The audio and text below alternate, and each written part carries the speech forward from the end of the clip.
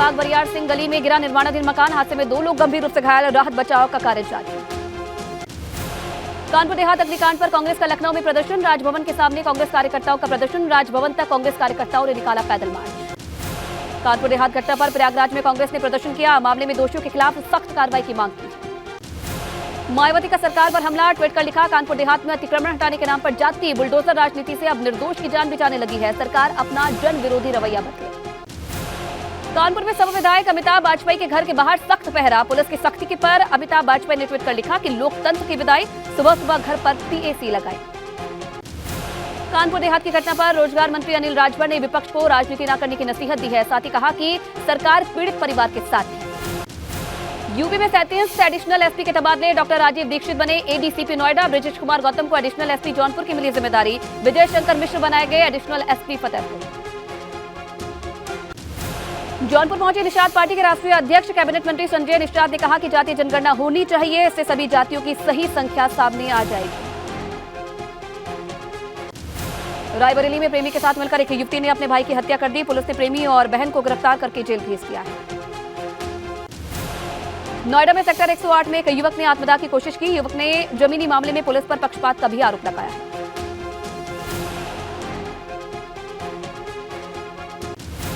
जालौर में दिन दहाड़े 19 साल की युवती का अपहरण, मौके पर पहुंचे एसपी एसएसपी सीसीटीवी के आधार पर घटना की जांच में जुटे। कौशाम्बी में 11 रिलेशनशिप पार्टनर पर महिला को मारने और धन परिवर्तन का आरोप, पति की मौत के बाद 3 साल से आरोपी प्रेमी के साथ रहती थी प्रेमी। इटावा के बसवेहर इलाके में शादी से पहले ही गायब हुआ दूल्हा, 2 दिन पहले चचेरे भाई के साथ घर से निकला था दूल्हा, परिजनों ने थाने में दी गुमशुदगी की तहरीर। हरदोई में प्रेमी की मौत के बाद दूसरे दिन प्रेमिका ने भी फांसी लगाकर आत्महत्या कर ली, पुलिस मामले की किसी आरोप से इनकार कर जांच की बात कर रही है। प्रतापगढ़ में युवक की हत्या पर परिजनों का आक्रोश, सड़क पर शव रखकर किया प्रदर्शन, शस्त्र लाइसेंस और मुआवजे की भी मांग की। महाराजगंज के रायपुर गांव में जायदाद को लेकर 2 गुटों में आपस में मारपीट हो गई, एक गुट के आक्रोशित व्यक्ति ने की हवाई फायरिंग, पिस्टल की छीना झपटी में ग्राम प्रधान सहित 2 लोग घायल। मौके पर पहुंची पुलिस ने दोनों घायलों को सामुदायिक स्वास्थ्य केंद्र निचलौल में भर्ती करवाया, पर पुलिस अधीक्षक ने घायलों से की बात, मामले की जांच में जुटी है पुलिस। प्रतापगढ़ में प्रिंसिपल पर फायरिंग करने वाले छात्र को पुलिस ने किया गिरफ्तार, आए दिन कॉलेज में छात्राओं को छेड़ता रहता था आरोपी। बिजनौर में 6 दिन बाद नहर से मिली दुष्कर्म पीड़िता की लाश, बाइक की टक्कर से उछलकर नहर में गिरी थी नाबालिग, ग्राम प्रधान और उसके भतीजे पर दुष्कर्म का है आरोप। मेरठ में चोरों ने की दुकानों में लाखों की चोरी, 1.5 लाख रुपए और कई सामान पर किया हादसा, व्यापारियों में काफी गुस्सा, डेलीगेट इलाके के कोटला बाजार की वारदात। मुठभेड़ के बाद संभल पुलिस ने 50,000 के नामी बदमाश को किया गिरफ्तार, मुठभेड़ में एक सिपाही हुआ घायल, जिला अस्पताल में चल रहा है इलाज। और ये में पुलिस का ऑपरेशन लंगड़ा है जारी, मुठभेड़ के दौरान शातिर बदमाश को लगी गोली, बदमाश के 3 साथियों को भी पुलिस ने किया है गिरफ्तार। बदमाशों के कब्जे से 35 किलो गांजा, हथियार और स्कॉर्पियो गाड़ी बरामद, घायल बदमाश जसवीर उर्फ नामी पहले भी जा चुका है जेल, बेला इलाके के गैली मोड़ के पास हुआ एनकाउंटर। अमरोहा पुलिस और बदमाश के बीच हुई मुठभेड़, 25,000 के नामी बदमाश को पुलिस ने पैर में मारी गोली, घायल आरोपी को पुलिस ने किया गिरफ्तार। बदमाश पर सराफा व्यापारी से लूट का था आरोप, उस पर 12 से ज्यादा लूटपाट के मुकदमे हैं दर्ज, गाजियाबाद में रहकर आसपास के जिलों में करता था लूटपाट। मथुरा के वृंदावन में पवन हंस हेलीपैड के पास पुलिस ने बदमाशों को घेरा, मुठभेड़ में हत्या के 3 आरोपियों को किया गिरफ्तार, इनमें से एक आरोपी पुलिस की फायरिंग में हुआ जख्मी। अपराधियों के कब्जे से हत्या में इस्तेमाल पिस्टल, कारतूस, तमंचे, चाकू और एक बाइक हुई बरामद, पुलिस को मुखबिर से मिली थी सूचना, जिले से बाहर जाने की फिराक में थे आरोपी। सहारनपुर की सरसावा पुलिस और बदमाशों में मुठभेड़, भाग रहे एक बदमाश को पुलिस ने गोली मारकर दबोचा, बदमाश के बाकी साथी फरार, हाल ही में लूट में शामिल था अपराधी। बुलंदशहर में व्यापारी से लूट का मामला निकला फर्जी, लाखों रुपए का कर्जा होने के कारण झूठा मुकदमा लिखाकर 2,07,000 रुपए गायब करना चाहता था व्यापारी हुआ गिरफ्तार। नोएडा के सेक्टर 108 में बिजली की लाइन के पास भीषण आग, प्लास्टिक के कबाड़ में लगी आग, आसपास के इलाके में फैला धुएं का अंबार। आगरा की बसई मंडी में आग से लाखों का सामान जलकर राख, आग की लपटों ने चंद सेकंड में लिया विकराल रूप, फायर ब्रिगेड को आग को बुझाने में करनी पड़ी कड़ी मशक्कत। बिजनौर में जैकेट मटेरियल के गोदाम में लगी भयंकर आग लगने से लाखों रुपए का सामान जलकर हुआ राख, गोदाम की बिल्डिंग में आई है दरारें। दमकल विभाग की टीम ने घंटों बाद आग पर पाया काबू, आग लगने के कारणों का नहीं लग पाया पता, थाना शिवाला कला के सेला इलाके की घटना। लखनऊ के दुबग्गा इलाके में हॉस्पिटल के पास दुकान में लगी भीषण आग, पुलिस और दमकल कर्मियों ने आग पर पाया काबू, आग लगने की वजह अभी तक साफ नहीं। लखनऊ में 2 गाड़ियों की भीषण टक्कर में 2 लोगों की मौत, कई जख्मी, पुलिस ने घायलों को भेजा हॉस्पिटल, चौक से हैदरगंज चौराहे वाले पुल पर हुआ हादसा। गाजियाबाद के खोड़ा इलाके में घर में फटा सिलेंडर, परिवार के 4 लोग घायल, सभी को दिल्ली के सफदरजंग अस्पताल भेजा गया, वंदना एनक्लेव के बिहारी कॉलोनी की घटना। अमरोहा के नेवी कर्मी की दुबई में मौत, जहाज से गिरने के बाद हुई मौत। भारत सरकार से गुहार के बाद पुश्तैनी गांव पहुंचा शव। युवाओं पर लाठीचार्ज मामले में महिला कांग्रेस ने सचिवालय कूच किया। कूच से पहले पुलिस ने महिला कांग्रेस के कार्यकर्ताओं को बैरिकेडिंग पर रोक दिया गया। देहरादून में युवाओं पर हुए लाठीचार्ज के विरोध में कांग्रेस का प्रदर्शन। महिला कांग्रेस के सैकड़ों कार्यकर्ताओं ने किया सचिवालय कूच। महिला कार्यकर्ताओं की पुलिस से हुई झड़प। बड़कोट में वन सरपंचों का कार्य बहिष्कार, प्रशिक्षण के नाम पर की गई खानापूर्ति का लगाया आरोप। एनजीओ के खिलाफ की नारेबाजी। पानी की किल्लत को लेकर पौड़ी में लोगों का आक्रोश। लोगों ने जल संस्थान का किया घेराव। जल संस्थान से जल्द लीकेज की समस्या दूर करने की मांग की। नैनीताल के भीमताल में सर जेसी बोस तकनीक परिसर के कर्मचारियों का कार्य बहिष्कार। कर्मचारी कर रहे सेवा विस्तार और समय से वेतन देने की मांग। उधम सिंह नगर के जसपुर में कांवड़ियों ने लगाया जाम। किसी वाहन से आपत्तिजनक वस्तु फेंकने का आरोप। मौके पर पहुंचे प्रशासन ने शांत कराया मामला। धर्मनगरी हरिद्वार में बिना पंजीकरण के चल रहे ज्यादातर होटल। पर्यटन विभाग नहीं कर रहा कोई कार्रवाई। सरकार को लाखों रुपए के राजस्व का हो रहा नुकसान। पिथौरागढ़ में आज से फायर सीजन की शुरुआत हो गई। इस बार गंगोलीहाट, बैरीनाग, दीदीहाट को अति संवेदनशील जोन में रखा गया। रुड़की नगर निगम की बोर्ड बैठक में हंगामा। दो गुटों में बटे भाजपा पार्षद। बजट को लेकर आपस में उलझे पार्षद। टिहरी में G20 सम्मेलन को लेकर जिला प्रशासन अलर्ट मोड पर। जिला प्रशासन के द्वारा लगातार स्थलीय निरीक्षण और बैठकें की जा रही है। अल्मोड़ा में अनुसूचित जाति आयोग के अध्यक्ष मुकेश कुमार ने समीक्षा बैठक की। बैठक में अनुसूचित जाति के हर व्यक्ति को सरकार की योजनाओं का लाभ मिले, इस पर जोर दिया गया। हरिद्वार में 3 दिवसीय अंतर्राष्ट्रीय सम्मेलन का समापन हुआ। सम्मेलन में हिमालय गंगा और जोशीमठ आपदा को लेकर मंथन किया गया। अल्मोड़ा नगर का मल्ला महल ऐतिहासिक धरोहर के रूप में किया जा रहा विकसित। डीएम ने निर्माण कार्यों का लिया जायजा। पहले फेज में भवनों को सुधारीकरण का किया गया। रुद्रप्रयाग में एफआईआर के वैज्ञानिकों ने किया मिश्रित वन में उगाए गए वनस्पतियों का निरीक्षण। पेड़ों पर लगने वाले रोगों के कारणों के बारे में जुटाई गई जानकारी। विकासनगर के बरोटीवाला में भाजपा ग्रामीण मंडल की कार्य समिति की बैठक हुई, जिसमें भाजपा प्रदेश उपाध्यक्ष कुलदीप कुमार सहित सभी पदाधिकारी भी मौजूद थे। उत्तराखंड में केंद्र सरकार की भारत नेट परियोजना अधर में लटक गई है। इस परियोजना के फेज 2 का काम वक्त पे शुरू न होने की वजह से केंद्र सरकार ने फिलहाल इस योजना पर रोक लगा दी है। उत्तरकाशी में गंगोत्री से हरिद्वार तक भागीरथी नदी में डंप हो रही कूड़ा। ठोस कूड़ा प्रबंधन न होने से भागीरथी नदी में जगह जगह लगे कचरे के ढेर। मामले में प्रशासन लापरवाह नजर आ रहा है। जम्मू कश्मीर में आयोजित 5 दिवसीय खेलो इंडिया नेशनल विंटर गेम्स का समापन। उत्तराखंड के स्कीइंग एथलीट्स का बेहतर प्रदर्शन। 3 स्वर्ण, 3 रजत, 2 कांस्य के साथ कुल 8 पदक जीते। आजम खान और उनके परिवार को एक के बाद एक कई झटके लग रहे हैं। अब रामपुर स्वार विधानसभा से अब्दुल्ला आजम खान को भी अपनी सदस्यता गंवानी पड़ गई। कोर्ट के फैसले के बाद आजम खान के बेटे अब्दुल्ला आजम को अपनी विधायकी से हाथ धोना पड़ा। विधानसभा सचिवालय की तरफ से अधिसूचना जारी करके बताया गया कि स्वार टांडा सीट रद्द कर दी गई है। अब चुनाव आयोग इस सीट पर दोबारा चुनाव कराएगा।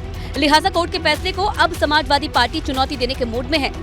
विधायक माननीय अब्दुल्ला आजम की जो सदस्यता निरस्त हुई है, माननीय अब्दुल्ला आजम उस फैसले को माननीय न्यायालय में चुनौती देंगे। जबकि बीजेपी ने अब्दुल्ला की सदस्यता खारिज होने के तुरंत बाद जल्द से जल्द स्वार सीट पर चुनाव कराने की मांग करती है, जिसमें स्वार की विधानसभा जो सीट है उसको रिक्त किया गया है।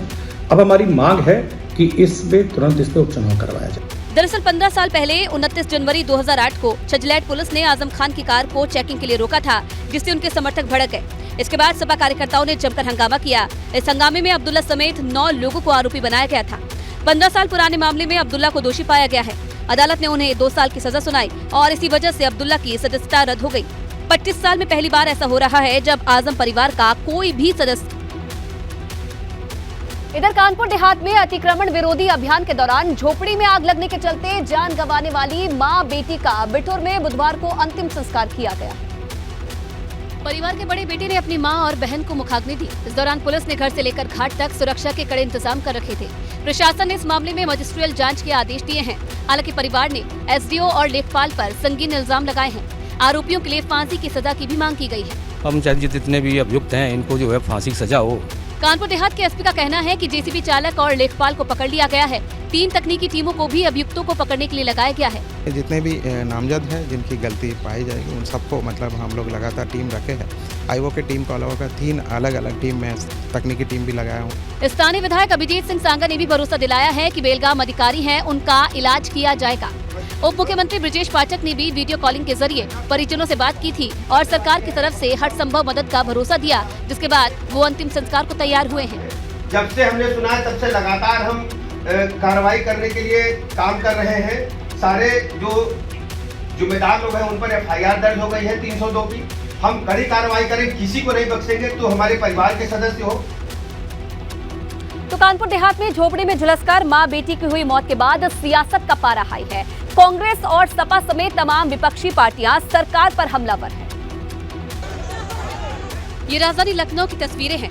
कानपुर देहात में हुए बुलडोजर कांड को लेकर कांग्रेस ने राजभवन तक मार्च किया और राजभवन के बाहर प्रदर्शन भी किया। पहले पिछड़ों पे, अति पिछड़ों पे, दलितों पे, अल्पसंख्यकों पे, अब ब्राह्मणों पे ये हमला हो रहा है। दोषियों के खिलाफ कार्रवाई की मांग को लेकर संगम नगरी प्रयागराज में भी कांग्रेसी सड़कों पर उतरे। इस दौरान कांग्रेस कार्यकर्ताओं की पुलिस से तीखी झड़प भी हुई। इधर समाजवादी पार्टी के राष्ट्रीय महासचिव शिवपाल सिंह यादव ने भी कानपुर देहात कांड को लेकर सरकार पर हमला किया है और कहा कि ये लोग एक झोपड़ी को भी सुरक्षित नहीं रहने दे रहे। जब माँ बेटी की किस तरीके से बुलडोजर चढ़ा दिया, झोपड़ी को भी सुरक्षित नहीं रहने देंगे। बसपा अध्यक्ष मायावती ने भी ट्वीट करके सरकार को घेरा है। मायावती ने ट्वीट किया, बुलडोजर राजनीति से अब निर्दोष गरीबों की जान भी जाने लगी है। सरकार अपना जन विरोधी रवैया बदले। जाहिर है कानपुर देहात में हुए इस कांड ने विपक्ष को बैठे बैठाए मुद्दा दे दिया है, क्योंकि खुद प्रशासन आरोपों के घेरे में है। पिछले कई दिनों से मानस के अपमान का मसला बहस का मुद्दा बना हुआ है, जिस पर आज सीएम योगी आदित्यनाथ ने भी खुलकर अपनी राय रखी है।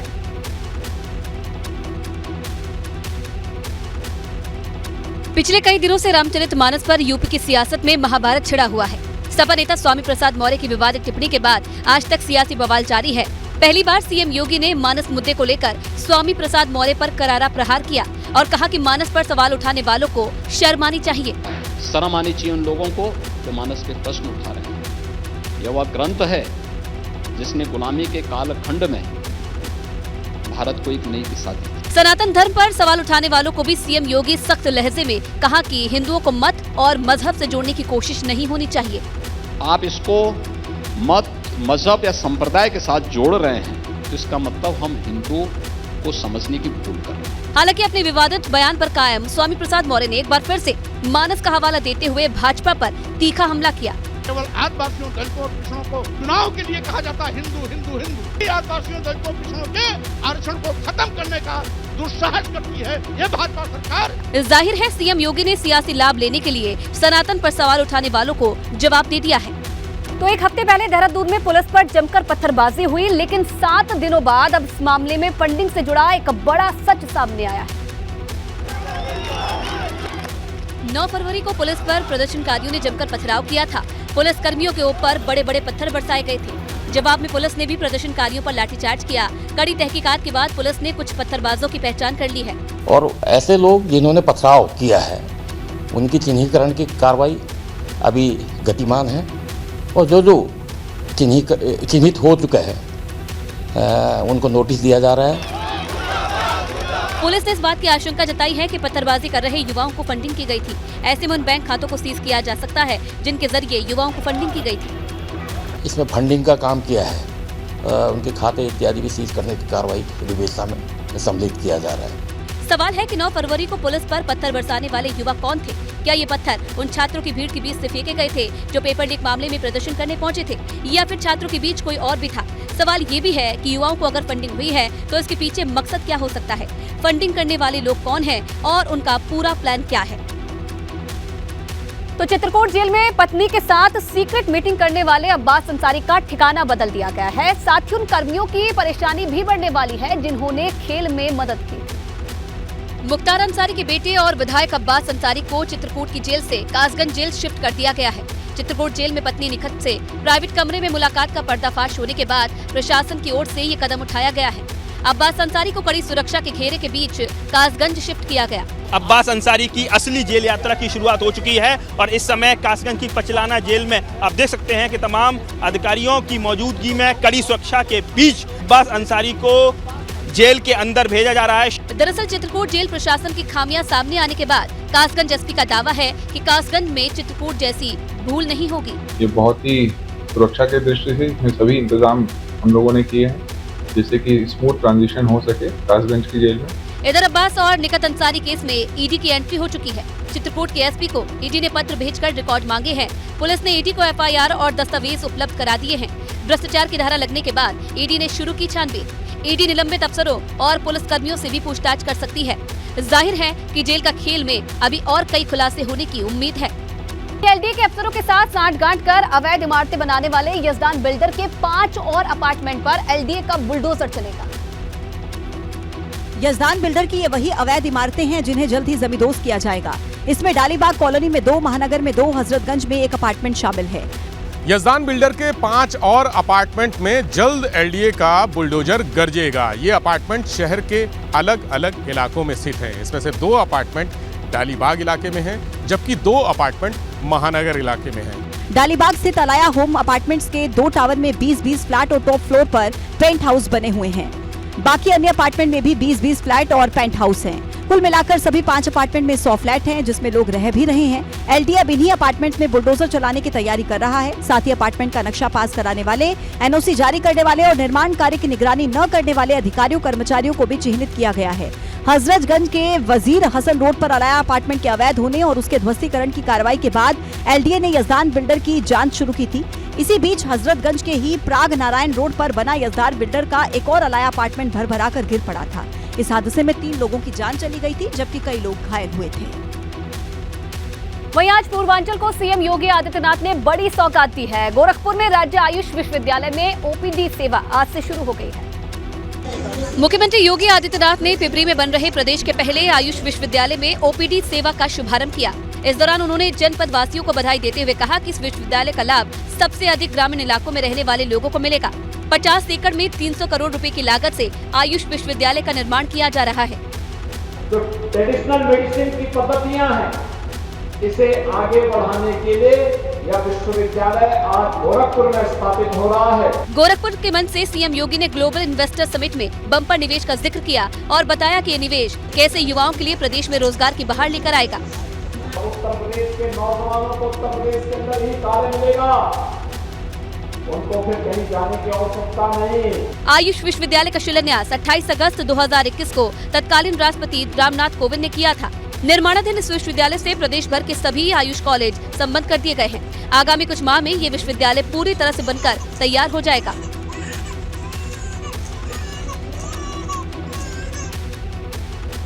वही दिलवालों की दिल्ली में एक और श्रद्धा हत्याकांड सामने आया है। हालांकि वो शव के टुकड़े करता इससे पहले ही पुलिस ने उसे दबोच लिया है, लेकिन अफसोस निक्की नहीं बच पाई। पुलिस ने उसके शव को आरोपी साहिल के ढाबे के फ्रिज से बरामद किया है। निक्की के पोस्टमार्टम से पता चलेगा कि उसकी हत्या कैसे की गई। ऐसी निर्मम हत्या करी है तो कोर्ट जो है उसको फांसी की सजा दे। इससे कम कोई सजा नहीं होनी चाहिए उस आदमी के लिए। हालांकि साहिल ने अपना गुनाह कबूल करते हुए कहा कि मोबाइल फोन के डाटा केबल से गला घोंटकर मार डाला। इधर साहिल गहलोत को कोर्ट में पेश किया गया, जहां से उसे 5 दिन के रिमांड पर भेजा गया है। तो हमारी टीम ने बहुत समय से इसको जो मेन साक्ष्य था, बॉडी को रिकवर कर लिया वहाँ से फ्रिज की, इसकी निशानदेही पे बड़ा साक्ष्य है जो कि इनको कन्विक्शन करने में, सजा दिलवाने में काफी मददगार होगा। पुलिस से मिली जानकारी के मुताबिक परिवार ने जब साहिल की शादी कहीं और तय कर दी तो पहले तो निक्की से ये बात छुपाई, लेकिन जब उसे पता चल गया तो दोनों के बीच झगड़ा शुरू हो गया। 9 और 10 फरवरी को शादी तय हो गई तो उसी दिन साहिल ने कार में निक्की की गला दबाकर हत्या करने के बाद लाश को ढाबे के फ्रिज में छुपा दिया।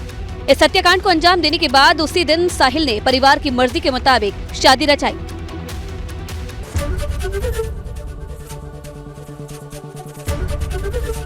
एबीपी गंगा, खबर आपकी, जुबान आपकी।